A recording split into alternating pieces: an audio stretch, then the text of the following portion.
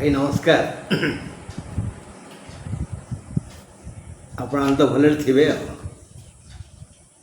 ମୋ କଥା ପଚାରୁନାହାନ୍ତି ତ, ଜଣେ ବୁଢ଼ା ଲୋକ କେମିତି ଅଛି, ତା ଦେହ ମୁଣ୍ଡ ଭଲ ମନ୍ଦ ବୁଝିବା ଆମର କର୍ତ୍ତବ୍ୟ। ହଉ ନହେଲେ ନାହିଁ, ମୁଁ କିଏ କି? ଭାଇ, ସଂକ୍ରାନ୍ତି ଗଲା, 16 ଗଲା, ମାନେ ଜୁଲାଇ 16ରୁ ଅଗଷ୍ଟ 17 ଯାଏ ଏ ଯେଉଁ ମାସ, ଏ ମାସରେ ରବି ସଂକ୍ରମଣ ହେଲେ ଆସିଲେ କର୍କଟ ମାସ, ଧାରା ଶ୍ରାବଣ। ତେଣୁ ଏ ମାସରେ ମାନେ ଜୁଲାଇ 16ରୁ ଅଗଷ୍ଟ 17 ଯାଏ କୁମ୍ଭ ରାଶିର ବ୍ୟକ୍ତି ସମୁଦାୟ କେଉଁ କେଉଁ ସମସ୍ୟାକୁ ସମାଧାନ କରିବେ, ସମସ୍ୟାର ସମ୍ମୁଖୀନ ହେବେ, ତାକୁ ନେଇ ଆମେ ଆଜି ଆଲୋଚନା କରିବା। କୁମ୍ଭ ରାଶି ଜୁଲାଇ 16ରୁ ଅଗଷ୍ଟ 17 ଯାଏ କୁମ୍ଭ ରାଶିର ଭାଗ୍ୟ ଓ ଭବିଷ୍ୟତ। ସବୁ କଥାରେ ଜ୍ଞାନୀମାନେ ଟିକେ ବ୍ରେକ୍ ଲଗାଇଛନ୍ତି। ସେ କହନ୍ତି ଆଗ ସ୍ୱାସ୍ଥ୍ୟ, ଆଗ ଶରୀର, ଆଗ ଦେହ। ଯେମିତି ଜାତକରେ କୁହାଯାଏ, ତୁମେ ଅନ୍ୟ କଥା ବିଚାର ନ କରି ଲଗ୍ନ, ଚନ୍ଦ୍ର ଓ ରବିଙ୍କ କଥା ଚିନ୍ତା କର। ଯଦି ସେ ତିନୋଟି ସ୍ଥାନ ସୁସ୍ଥ ସବଳ, ତାହେଲେ ଅନ୍ୟ ଗ୍ରହଙ୍କର କଥା ଆମେ ଭାବିଲେ ଠୋ, ନ ଭାବିଲେ ଠୋ। ସେମିତି ଆଗେ ସ୍ୱାସ୍ଥ୍ୟ, ଆଗେ ଦେହ। ଏ ମାସରେ ବୃହସ୍ପତି 23 ଆଉ 24 ନକ୍ଷତ୍ରକୁ ଦଣ୍ଡ ଦେବେ। 25 ଛାଡ଼ିବେନି। 23, 24, 25 ତିନି ନକ୍ଷତ୍ରକୁ ସେ ଦଣ୍ଡ ଦେବେ ବୃହସ୍ପତି। ତେଣୁ ବୁଧ ପାଇଁ ଦେହ ସାମାନ୍ୟ ଖରାପ ହେବ। ଆଉ ବୃହସ୍ପତି ପାଇଁ 23ର ବାମ ପାଦରେ, 25ର ବାମ ହସ୍ତରେ। ବୃହସ୍ପତି 25 ନକ୍ଷତ୍ରଙ୍କର ବାମ ହାତରେ ପୀଡ଼ା ଦେବେ। ବାଁ ହାତରେ ପୀଡ଼ା ହେବ। କାହା ପାଇଁ? ବୃହସ୍ପତିଙ୍କ ପାଇଁ। ଆଉ ବାମ ପାଦରେ ପୀଡ଼ା ଦେବେ ସେଇ ବୃହସ୍ପତି 23 ଆଉ 24କୁ। ଶନିଙ୍କ ପାଇଁ ମଧ୍ୟ 23, 24 ନକ୍ଷତ୍ର ପୀଡ଼ା ପାଇବ ସେଇ ବାଁ ହସ୍ତରେ, ବାଁ ପାଦରେ। ମାନେ 23, 24 ନକ୍ଷତ୍ରର ବାମ ଅଙ୍ଗ ମାନେ ବାମ ପାଦ ଟିକେ ଅସୁସ୍ଥ ହେବ। ଯଦି ଜନ୍ମଜାତକରେ ଶନି ଓ ବୃହସ୍ପତି ସୁସ୍ଥ ସବଳ, ଶାନ୍ତ, ମିତ୍ର ଗୃହସ୍ଥ, ସ୍ୱ ଉଚ୍ଚସ୍ଥ, କୋଣସ୍ଥ, ତେବେ ଏ ସମସ୍ୟା ଅଳ୍ପ ହେବ। ବୁଧ ଦେହ ମୁଣ୍ଡ ଖରାପ କରିବେ। ସେ ବୁଧ ଯଦି ଭଲରେ ଥିବେ, ଏ ଦେହ ମୁଣ୍ଡ ଖରାପ ଟିକେ କମ୍ ହେବ। ନହେଲେ ଟିକେ ଅଧିକ ହେବ, ଭାରି ବାଧିବ। ଇଏ ଗଲା ଦେହ କଥା। ଧନ ଚିନ୍ତା କରିବା, କାରଣ ଏ କଳିଯୁଗ, ଏ ଯୁଗରେ ଧନ ସବୁ କିଛି। ଯେତେ ପାଠ ଶାଠ, ଯେତେ ବଂଶଜ, ଯେତେ ସ୍ୱାସ୍ଥ୍ୟ, ଯାହା କିଛି ହେଉନା କାହିଁକି, ସବୁରେ ମୂଲ୍ୟ ଧନ। ଏ ମାସରେ ଧନ ଦେବା ପାଇଁ ମାସ ସାରା ଶୁକ୍ର ଧନ ଦେବେ। ମାସ ସାରା ଶୁକ୍ର ଧନ ଦେବେ।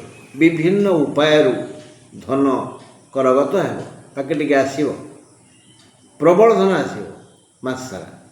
କିନ୍ତୁ ଫଟା ମାଠିଆରୁ ପାଣି ଝରିଗଲା ଭଳି ସେ କେମିତି କ'ଣ କେଉଁ ବାଟେ ଖର୍ଚ୍ଚ ହୋଇଯିବ। ଆଉ ଷଷ୍ଠ ରବି, ତାଙ୍କ ପାଇଁ ବି ଧନ ଯଥେଷ୍ଟ ଆସିବ। ପଞ୍ଚମ ବୃହସ୍ପତି, ସେ କମ୍ ଧନ ଦେବେନି। ମାନେ ପଞ୍ଚମ ବୃହସ୍ପତି, ଷଷ୍ଠ ରବି ଆଉ ଦଶମ ଶୁକ୍ର, ଏମାନେ ପ୍ରବଳ ଧନ ଦେବେ।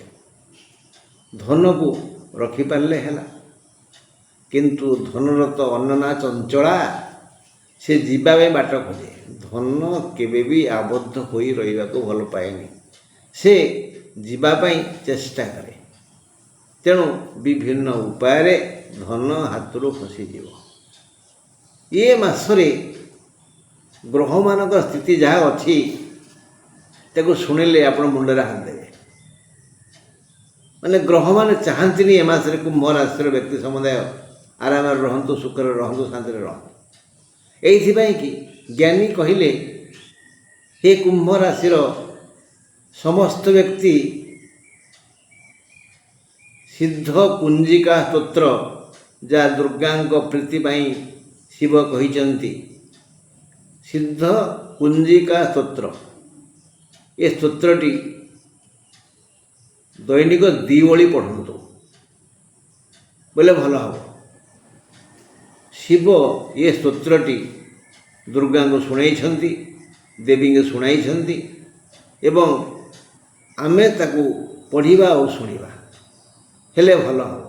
ତା ନହେଲେ କୃଷକ ଜଳ ପାଇଁ ହଇରାଣ ହେବ, ବ୍ୟବସାୟୀ ଧନ ପାଇଁ ବିପଦରେ ପଡ଼ିବ, ଶିକ୍ଷକ ଓ ଚିକିତ୍ସକ କାର୍ଯ୍ୟରେ ଅବହେଳା କରି ବଦନାମ ହେବେ, ଆଇନଜୀବୀ ଓକିଲମାନେ ଠିକ୍ ଭାବରେ ନ୍ୟାୟ ଦେଇପାରିବେନି, ବଦନାମ ପାଇବେ। ଯିଏ ଯେଉଁ ବୃତ୍ତି କରି ବଞ୍ଚନ୍ତି, ଯାହାର ଯେଉଁ ବ୍ୟବସାୟ, ତାହା ଅଧା ପନ୍ଥାରିଆ ହେବ, ନହେଲେ ହେବନି, ହଇରାଣ ହେଇଯିବେ। ତେଣୁ ଆସନ୍ତୁ ଏ ଆଲୋଚନାକୁ ଭଲ ଭାବରେ ଟିକେ ବୁଝିବା।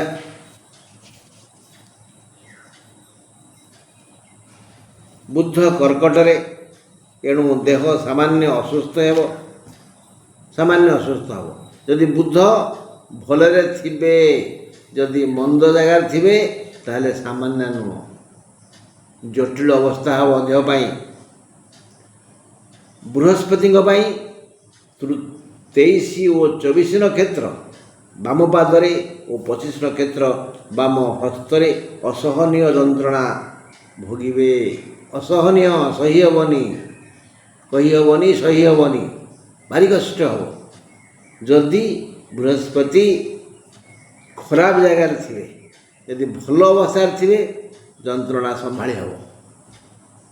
ଶନିଙ୍କ ପାଇଁ 23 ଓ 24 ନକ୍ଷତ୍ର ଦ୍ୱୟ ଅଜାଗାରେ, ଗୁପ୍ତ ଅଙ୍ଗରେ କଷ୍ଟ ଭୋଗିବେ। ଶନିଙ୍କ ପାଇଁ 23 ଓ 24 ନକ୍ଷତ୍ର। ଯଦି ବୃହସ୍ପତି ଜନ୍ମ ଜାତକରେ ଅଶୁଭ, ତେବେ ଏହି ଦଣ୍ଡ ଭୟଙ୍କର ହେବ, ନହେଲେ ନାହିଁ ଚଳିଯିବ। ଶନି ସେହିଭଳି ଯଦି ଜନ୍ମ ଜାତକରେ ଅସୁସ୍ଥ, ଅଶୁଭ, ତେବେ ଉପରୋକ୍ତ ସମସ୍ୟା ଗୁରୁତର ହେବ, ନହେଲେ ନାହିଁ। ଧନ ଚିନ୍ତା କଲେ ଷଷ୍ଠ ରବି, ପଞ୍ଚମ ଗୁରୁ, ଚତୁର୍ଥ ଓ ପଞ୍ଚମ ଶୁକ୍ର, ମାନେ ରବି, ଗୁରୁ, ଶୁକ୍ର ଧନ, ସୁଖ, ଶାନ୍ତି ଦେବା ପାଇଁ ପ୍ରୟାସ କରିବେ। ଯଦି ଜନ୍ମ ଜାତକରେ ରବି, ଶୁକ୍ର ଓ ବୃହସ୍ପତି ଠିକ୍ ଠାକ୍ ଥିବେ, ତାହେଲେ ପ୍ରବଳ ପ୍ରବଳ ଅତି ପ୍ରବଳ ଧନ ଆସିବ। ଠିକ୍ ବନ୍ଧ ଭାଙ୍ଗିଲେ ବନ୍ୟା ଜଳ ମାଡ଼ି ଆସେ ଯେପରି, ଠିକ୍ ସେହିପରି। ଅନ୍ୟ ପକ୍ଷରେ ଜନ୍ମ ରାହୁ, ସପ୍ତମ କେତୁ ସମସ୍ତ ପ୍ରକାର ସମସ୍ୟା ଆଣି ସବୁ ଦିଗରୁ ହାନି କରିବେ। ଫଟା ମାଠିଆରୁ ଜଳ ଝରିଗଲା ପରି ଏ ସମସ୍ତ ଧନ କେଉଁ ବାଟେ କେମିତି ଚାଲିଯିବ, ପରେ ଅଭାବ ଗୋଡ଼େଇବ, ପର ପାଖରେ ହାତ ପାତିବାକୁ ପଡ଼ିବ। ଦ୍ୱିତୀୟ ଶନି ଶୋକ ସମ୍ବାଦ ଆଣି ମାନସିକ ଚିନ୍ତା ବଢ଼ାଇ ଦେବେ। ସାରାଂଶ ହେଲା, ନିଜର ମଙ୍ଗଳ ଇଚ୍ଛା କରୁଥିବା କୁମ୍ଭ ରାଶିର ଲୋକେ ସିଦ୍ଧ କୁଞ୍ଜିକା ସୂତ୍ର ଦୈନିକ 2 ଓଳି ପାଠ କଲେ ଭଲ, ଅନ୍ୟଥା ରକ୍ଷା ନାହିଁ। କର୍ମ ଯେତେ ରୁଚିକର ହେଲେ ବି ଆମେ କର୍ମ କରିବା। ଆମେ ସମସ୍ତେ ଏ ଯୁଗର ମଣିଷ। କର୍ମ କରିବା, ଯେତେ ଉନ୍ନତ ମାନର କର୍ମ କଲେ ବି କର୍ମ କ୍ଷେତ୍ରରେ ଅଶାନ୍ତି ଦେଖାଦେବ। ଅନ୍ୟମାନଙ୍କ ଆଖିକି ତାହା ଭଲ ଲାଗିବନି, ଅନ୍ୟମାନଙ୍କ ମନକୁ ତାହା ରୋଚକ ହେବନି। ଅନ୍ୟମାନେ ଈର୍ଷା କରିବେ। କୃଷକ ଜଳ ପାଇଁ, ବ୍ୟବସାୟୀ ଅର୍ଥ ପାଇଁ, କର୍ମଚାରୀ ଆଳସ୍ୟ ପାଇଁ, ଶିକ୍ଷକ ଚିକିତ୍ସକ କର୍ମରେ ଅବହେଳା ପାଇଁ ବିପଦ ବରଣ କରିବେ। ଆ ବଳଦ ମୋତେ ବିନ୍ଧି। ଅର୍ଥ ଆଗମନର ବାଧା ହେବ। ଅର୍ଥ ପୁଣି ବନ୍ଦ ହେଇଯିବ ହଠାତ୍। ବ୍ୟବସାୟ ମାନ୍ଦା ହେବ। ଦାମ୍ପତ୍ୟ କଳହ ଉଗ୍ର ରୂପ ନେବ। ଭାଇ ଭଗାରୀ ପରି ପୈତୃକ ସମ୍ପତ୍ତିକୁ ନେଇ ଝଗଡ଼ା କରିବ। ପରିବାରରେ ଅଶାନ୍ତି ବଢ଼ିଯିବ। ତେଣୁ ମନ ଅଶାନ୍ତ ହେବ। ମନ ଅଶାନ୍ତ ହେଲେ ଯାହା ହୁଏ ଆଉ। କୁକର୍ମ କରି କର୍ମଚାରୀ ଚାକିରିରୁ ବହିଷ୍କୃତ ହୋଇପାରନ୍ତି। ମହିଳାମାନେ ଦୂରଯାତ୍ରା କରିପାରନ୍ତି। ପରିବାର ଚିନ୍ତା ମହିଳାଙ୍କ ରୋଗର କାରଣ ହେବ। ବିଦ୍ୟାର୍ଥୀମାନେ ଅଳସୁଆ ହେବେ। ପାଠ ପ୍ରତି ଅନାଗ୍ରହ ପ୍ରକାଶ କରିବେ। ରାହୁଙ୍କ କରୁଣାରୁ ପୂର୍ବଭାଦ୍ର କୁମ୍ଭ ଧନ ଓ ସମ୍ମାନ ପାଇପାରନ୍ତି। ରାହୁ ଯଦି ଜାତକରେ ଭଲ ଜାଗାରେ ଥିବେ, ଜନ୍ମ ହେଲେ ବି ଦୟା କରିବେ।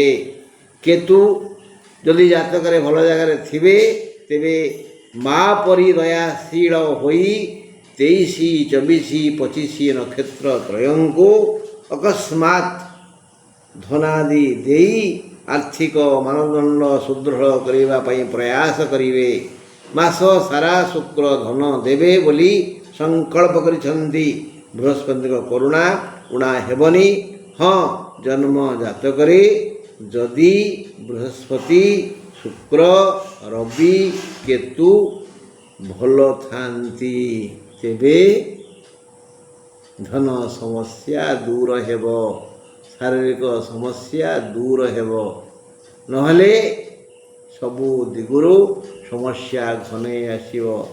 ତ ଆମେ ବେଳହୁଁ ସାବଧାନ ହେବା। ବର୍ଷା ଋତୁ ପୂର୍ବରୁ ଛତା କିଣିବା, ଘର ଛାଇବା, ରାସ୍ତାଘାଟ ସଜାଡ଼ିବା, ନହେଲେ ଗୋଡ଼ ଖସିଯିବ, ମୁହଁ ମାଡ଼ି ପଡ଼ିଯିବା। ଆଉ ବନ୍ଧୁ, ଆଜି ଏତିକି। ନମସ୍କାର। ଓମ୍ ଶାନ୍ତି।